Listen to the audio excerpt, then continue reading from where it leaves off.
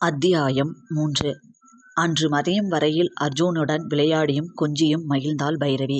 அடுத்த நாளில் இருந்து எப்பொழுதும் போல அலுவலகத்திற்கு செல்ல முடிவு எடுத்தவள் சரியாக மதிய நேர அலுவலக உணவு இடைவேளையின் நேரத்தில் ரம்யாவிற்கு அழைத்தாள். அழைப்பை அந்த பக்கமாக உயிர்ப்பித்த ரம்யா, சாரி பையோ, நேற்று புதுசாக வந்த எம்டி அக்கௌண்ட்ஸ் டீட்டெயில்ஸ் எல்லாம் கேட்டார். அதெல்லாம் ரெடி பண்ணி கொடுத்துட்டு நான் வீட்டுக்கு கிளம்பவே 8 மணி ஆயிடுச்சு. அதனால தான் உனக்கு ஃபோன் பண்ணலை. சரி, வீட்டுக்கு வந்துட்டு பண்ணலாம்னு நினச்சா டயர்டில் படுத்துட்டேன் என்று ரம்யா சொல்ல, அதனால் ஒன்றும் இல்லை ரம்யா, நாளைக்கு நானும் ஆஃபீஸ் வரேன். மறுபடியும் ஈவினிங் கால் பண்ணலான்னா நீ ஒர்க் முடிஞ்சு எந்த டைம் கிளம்புறன்னு தெரியல. அதான் இப்போவே சொன்னேன் என பைரவி சொன்னாள். சரி சரி, நேற்று ஒன்றும் ப்ராப்ளம் இல்லையே, ஏன் நேற்று நேரமாக கிளம்பிட்ட என்று ரம்யா கேட்க, ரொம்ப தலைவலி ரம்யா, அதனால தான் கிளம்பிட்டேன். இன்றைக்கும் ஒன்றும் முடியல, அதனால தான் ஆஃபீஸ் வரல என்று பைரவி சொன்னாலும் அந்த பதில் ரம்யாவிற்கு ஏற்றும் கொள்ளும்படியாக இல்லை. இருந்தாலும் அவள் சொல்ல விரும்பவில்லை என்பதால் அதற்கு மேல் தூண்டி துருவாமல் விட்டுவிட்டாள் ரம்யா. சரி, நாளைக்கு கிளம்பி ரெடியாயிரு, நான் ஒரு 8:30 அங்கே வந்துடுறேன்.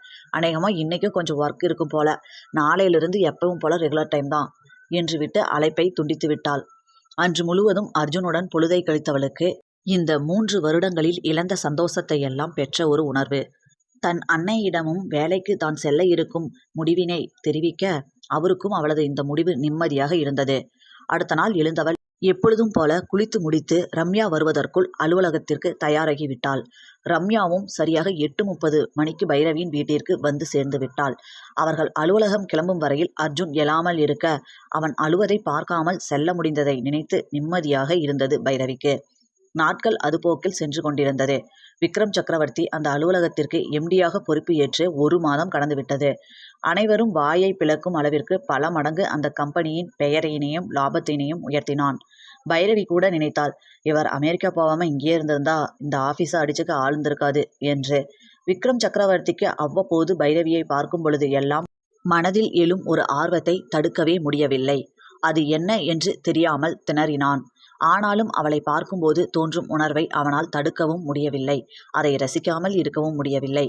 அன்று அலுவலகம் முடிந்து தனது பிஸ்னஸ் பார்ட்னர் ஒருவரின் பார்ட்டிக்கு சென்றுவிட்டு மிதமான போதையில் வீட்டிற்கு இரவு 7 மணி அளவில் சென்ற விக்ரமிடம் வாசலில் இருந்த செக்யூரிட்டி, சார், உங்களை தேடி ஒருத்தங்க வந்து இருக்காங்க என்று சொல்ல, யாரா இருக்கோம் நம்மளை தேடி இங்கே வர அளவுக்கு என்று யோசித்து கொண்டே காரை பார்க் செய்துவிட்டு வீட்டினுள் நுழைந்தான். அங்கே போன வருடம் அவன் அமெரிக்காவிலிருந்து பெங்களூர் அலுவலகத்தை பொறுப்பேற்று நடத்திய போது அவனிடம் காரியதரிசியாக பணிபுரிந்த ரீனா அமர்ந்திருந்தாள். அவளும் தமிழ் பெண்தான். ஆனால் அவள் இன்னும் பெங்களூர் கிளையில்தான் பணிபுரிந்து கொண்டு இருக்கிறாள். இங்கே என்ன செய்யறா என அவளை புரியாமல் பார்த்தவன், வா என சொல்லிவிட்டு அவள் பெயர் தெரியாமல் நெற்றியில் கை வைத்து யோசிக்க, ஏதேதோ கற்பனையில் இருந்தவளுக்கு அவனின் இந்த நடவடிக்கையால் அவனை பார்த்ததும் தோன்றிய உற்சாகம் புஷ் என போய்விட்டது. பேர் கூடவா ஞாபகம் இருக்காது என நினைத்து கொண்டவள் ரீனா என்று சொல்ல, ஓ எஸ், வா ரீனா, என்ன இங்க என்று விக்ரம் கேட்டான். அங்கு சுற்றும் முற்றும் பார்த்தால் யாரும் இருக்கவில்லை. சமையல் அறையில் மட்டும் சமையல் செய்யும் பெண்மணியின் சிறு சலசலப்பு அவ்வப்போது கேட்டது. உடனே விக்ரமை நெருங்கியவள், என்ன டார்லிங், அதுக்குள்ள எல்லாத்தையும் மறந்துட்டீங்க என்றபடி அவன் தோளில் கை வைத்து எக்கி அவன் கன்னத்தில் முத்தமிட்டவாறே நெஞ்சில் சாய்ந்து கொள்ள அவளை தானும் அணைத்து கொண்டவன் அவள் கூந்தலில் முகம் புதைத்தவாறு பைரவி என்று சொல்ல, பைரவியா, யாரது என யோசித்தவள், நான் ரீனா டார்லிங் என்று சொன்னாள். உடனே அவளை வேகமாக உதறி தள்ளினான் விக்ரம். அவள் சென்று வேகமாக கீழே விழுவதை பார்த்த விக்ரம் அவளை தூக்கிவிட கூட தோன்றாமல், sorry Reena, I need a space என்று விட்டு அங்கிருந்து விலகி நிற்காமல் தனது அறைக்குள் சென்று விட்டான். கீழே விழுந்தவள் சுற்றும் முற்றும் பார்க்க அங்கே 2 வேலையாட்கள் நின்று அவளை வேடிக்கை பார்த்து கொண்டிருந்தனர். மிகவும் அவமானமாக உணர்ந்தவள் ச என்றபடி எழுந்து சென்று விட்டாள். தன் அறைக்குள் வேகமாக வந்து நுழைந்த விக்ரம் சக்கரவர்த்திக்கு ஒன்றுமே புரியவில்லை. நேராக குளியல் அறைக்குள் சென்று சவரின் அடியில் நின்றவனுக்கு இருந்த கொஞ்ச நஞ்ச போதையும் காணாமல் சென்ற உணர்வு. கடந்த சில நாட்களாகவே அவன் மனதில் ஓடிக்கொண்டிருந்த கேள்விக்கான பதில் இப்பொழுது புரிந்தது. பைரவியை எப்பருந்து நான் விரும்ப ஆரம்பித்தேன் என்று நினைத்தவனுக்கு அடுத்து என்ன செய்வது என்று புரியவில்லை. ஏனெனில் அவளின் குணம் அவனுக்கு நன்கு தெரியும். கண்டிப்பாக பைரவி தன்னை ஏற்றுக்கொள்ள மாட்டாள் என நன்றாக புரிந்து கொண்டவனுக்கு அடுத்து என்ன செய்வது என்று தெரியவில்லை. ஏன் இத்தனை நாட்களாக ஒழுக்கம் இல்லாமல் வாழ்ந்தோம் என்று தன்னையே நொந்து கொண்டான். அடுத்த நாள் எழுந்த அலுவலகத்திற்கு சென்றவனுக்கு மனதை அழுத்துவது போலவே ஒரு உணர்வு தோன்றியது. கண்டிப்பாக தான் பைரவிக்கு ஏற்றவன் இல்லை என்று நினைத்து நினைத்து தவித்து போனான். அலுவலகத்தில் உள்ள அனைவரும் ஏன் இன்னைக்கு நம்ம எம்டி ஒரு மாதிரியா இருக்காரு என்று பேசும் அளவிற்கு அவன் தெரிந்தான். அன்று மாலை வரை ஏதோ போல சென்றது விக்ரமிற்கு. மாலை ஆனதும் அக்கவுண்ட்ஸ் டீட்டெயில்ஸை ரம்யாவும் பைரவியும் வந்து விக்ரமிடம் கொடுத்துவிட்டுதான் அலுவலகம் விட்டு செல்வார்கள். இன்றும் அவர்கள் தாங்கள் தயாரித்து முடித்திருந்த அக்கவுண்ட்ஸ் ஃபைலினை எடுத்துக்கொண்டு விக்ரமின் அறையை நோக்கி சென்றனர். விக்ரமின் மனம் ஏனோ வலித்து கொண்டே இருந்தது. கண்களை மூடி சேரின் பின்பக்கமாக சாய்ந்து இருந்தவன் மே ஐ கமின் சார் என்ற பைரவியின் குரலில் ஒருவிதமான அழைப்புறுதலை மனதில் உணர்ந்தான். அவர்கள் கொண்டு வந்து ஃபைலினை கொடுக்கும் பொழுது கண்களை திறந்து பைரவியின் முகத்தை மட்டும் பார்த்தவன் please put on the table என்று விட்டு மீண்டும் கண்களை மூடிக்கொண்டான். அவர்களும் தங்கள் கையில் இருந்த ஃபைல்களை வைத்துவிட்டு வெளியில் வந்தனர். உடனே ரம்யா பைரவியிடம் சார் இன்னைக்கு பார்க்க ஒரு மாதிரியா இருக்காருல்ல என்று கேட்டாள். நமக்கு எதுக்கு, வந்த வேலையை மட்டும் செஞ்சுட்டு போகலாம் என்று விட்டாள் பைரவி. அதற்கு மேல் ரம்யாவும் எதுவும் பேசவில்லை. அடுத்த 1 மாதமாக விக்ரம் சக்கரவர்த்தி மிகவும் சோர்ந்து காணப்பட்டான். அலுவலகத்திலும் முன்பு போல் துடிப்புடன் அவன் செயல்படுவதில்லை. அனைத்து அலுவலக ஊழியர்களும் அவனை பற்றி தான் பேசிக்கொண்டு இருந்தனர். விக்ரமின் பிறந்த நாள் வந்தது. தனசேகரன் அவனை பார்க்க ஆவலாக வீட்டிற்கு வந்தவர் சோர்ந்து இருந்த அவனது முகத்தையும் பல நாட்களாக மலிக்கப்படாமல் இருந்த தாடியையும் பார்த்து அதிர்ந்து விட்டார். என்னாச்சு விக்ரம், ஏன் இப்படி இருக்க என்று அவர் அதிர்வுடன் கேட்க, ஒன்றும் இல்லை அங்கிள் என்று மட்டும் அவரிடம் சொன்னவன் எதுவும் பேசவில்லை. அவரும் எவ்வளவோ கேட்டு பார்த்தார். ஆனால் எதையும் அவரிடம் காட்டிக்கொள்ளவில்லை விக்ரம். அவனிடம் பேசி பார்த்து சோர்ந்து போனவர் தான் கொண்டு வந்திருந்த ஒரு பரிசினை அவனது முன் வைத்தார்.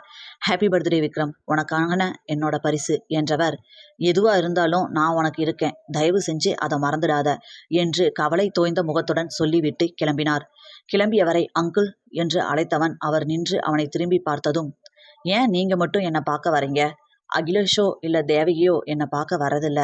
அகிலேஷ் என்னை காண்டாக்டே பண்ணுறதில்ல, ஏன் என்று கேட்க, ஒரு நாள் ஃப்ரீ ஆயிட்டு எங்கள் வீட்டுக்கு வா விக்ரம், பேசிக்கலாம் என்று சோகமாக முகத்தை வைத்துக்கொண்டு சொன்னவர் அங்கிருந்து கிளம்பிவிட்டார். ஆனால் அவர் சென்ற 10வது நிமிடத்தில் ஆத்திரத்தின் உச்சியில் அவர்கள் வீட்டை விக்ரம் தேடி வருவான் என்று அப்பொழுது அவருக்கு தெரியாது. அவர் கொடுத்து சென்ற பரிசினை பிரித்து பார்த்த விக்ரமிற்கு இன்ப அதிர்ச்சியாக இருந்தது. ஏனெனில் அவனுடைய சிறுவயது புகைப்படங்கள் முதற்கொண்டு தன் தந்தையுடன் எடுத்தது வரை அனைத்தையும் சேர்த்து ஒரு புகைப்பட வடிவில் தயாரித்து கொடுத்திருந்தார் தனசேகரன். ராம் பிரபு தனது வீட்டில் இருந்த புகைப்படங்களை எல்லாம் விக்ரமின் தாய் வீட்டை விட்டு சென்ற அன்றே எரித்து விட்டிருந்தார். அவருக்கு இருந்த ஆத்திரத்தில் எதையும் பிரித்து எடுத்து வைக்கவா முடியும்? தங்களது அறையில் இருந்த அனைத்து புகைப்படங்களையும் அள்ளிக்கொண்டு சென்றவர் எரித்து விட்டார். அதனால் அவனுடைய சிறிய வயது புகைப்படங்கள் எல்லாம் அழிந்து போயிருந்தது. ஆனால் தனசேகரன் இப்பொழுது தன்னிடம் இருந்த விக்ரம் சக்கரவர்த்தியின் புகைப்படங்களை வைத்து இந்த பரிசினை தயாரித்திருந்தார். அதிலிருந்து புகைப்படங்களை ஆழ்ந்து பார்த்து கொண்டே வந்த விக்ரம் ஒரு கட்டத்தில் அதிர்ச்சியாக தனது சிறுவயது புகைப்படத்தை பார்த்தான். ஏனெனில் அதில் பைரவியின் அக்காவின் மகனான அர்ஜுனின் உருவம் அப்படியே இருந்தது.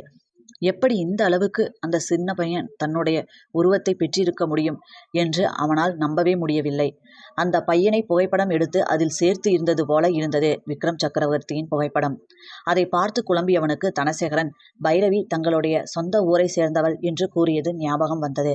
அப்படியென்றால் அகிலேஷ் முத்தலையூர் என்று ஒரு கணம் யோசித்தவன் கோபத்துடன் தனசேகரின் வீட்டிற்கு சென்றான்.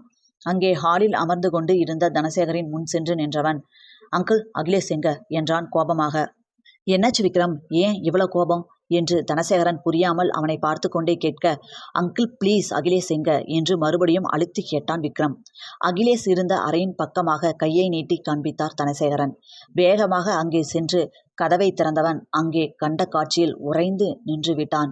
ஏனெனில் தேவிகா பல மருத்துவ உபகரணங்களுடன் கட்டில் அசையாமல் படுத்திருக்க அவளை கன்னத்தில் கை வைத்து கொண்டே பார்த்து கொண்டிருந்த அகிலேஷிற்கு கண்களில் உயிர்ப்பு கொஞ்சமும் இல்லை. அவன் சென்று கதவை அவ்வளவு சத்தமாக திறந்தும் எந்த ஒரு அசைவும் இல்லாமல் தேவிகாவையே பார்த்து கொண்டே இருந்த அகிலேஷின் கண்களை சுற்றி கண்ணீர் மற்றும் கருவளையம் படர்ந்து இருந்தது. அகிலேஷின் அருகில் சென்ற விக்ரம் மெல்ல அகிலேஷின் தோளில் கையை வைத்து அகிலேஷ் என்று அழைக்க தன்னை அவன் தொட்டதில் நிமிர்ந்து எந்த ஒரு உயிர்ப்பும் இல்லாமல் விக்ரமை பார்த்தவன் கண்களில் கண்ணீர் நிறைந்தது. உட்கார்ந்து இருந்தவன் அப்படியே எழுந்து அவனை கட்டி அணைத்து கொண்டான். என்னை மன்னிச்சிடுடா, நான் செஞ்ச பாவத்துக்கு தான் என் தங்கச்சி இப்படி ஆயிட்டா, என்னை மன்னிச்சிடு என்று தேம்பி தேம்பி குழந்தை போல அழ ஆரம்பித்து விட்டான் அகிலேஷ். சிறிது நேரம் அவன் அழுவதை நிறுத்தாமல் தன் கைகளை இறுக்கியபடி பொறுமை காத்தவன் மெல்ல அவனை விலக்கி, என்ன பண்ணி தொலைச்ச சொல்லு, நான் ஊருக்கு வந்தப்ப நீ ஒவ்வொரு விஷயத்திலையும் மாற்றி மாற்றி பேசி நிறைய குழப்பம் பண்ணப்பவே யோசித்தேன். ஆனால் நீ இப்படி ஒரு கேவலமான விஷயத்த பண்ணுவேன்னு நான் நினச்சி கூட பார்க்கல. சொல்லு, அன்னைக்கு என்ன நடந்துச்சு? பைரவியோட அக்காவுக்கும் எனக்கும் குழந்தை பிறந்திருக்கு, அப்படிதானே? நீ அன்னைக்கு என்ன பண்ண சொல்லு? அந்த பொண்ணுக்கு கல்யாணத்துக்கு ஆனதுக்கு அப்புறம் இந்த மாதிரி ஒரு கேவலமான விஷயத்த பண்ணி இருக்க. எதனால? அந்த பொண்ணோட ஹஸ்பண்ட் கஷ்டப்படுறதுக்கா? இல்ல அந்த பொண்ணை கஷ்டப்படுத்துறதுக்கா? சொல்லுடா என்று அவன் சட்டையை பிடித்து விக்ரம் சக்கரவர்த்தி கேட்க, அது பைரவியோட அக்கா குழந்தையே இல்ல என்றவனின் சட்டையிலிருந்து தனது கைகளை எடுத்தவன், அப்போ யார் குழந்தை என்றான் அவனையே உற்று நோக்கியபடி.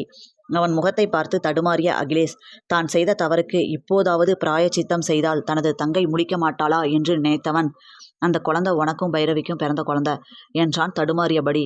அவன் சொன்ன வார்த்தையில் அதிர்ந்து போய் நின்று இருந்தான் விக்ரம் சக்கரவர்த்தி.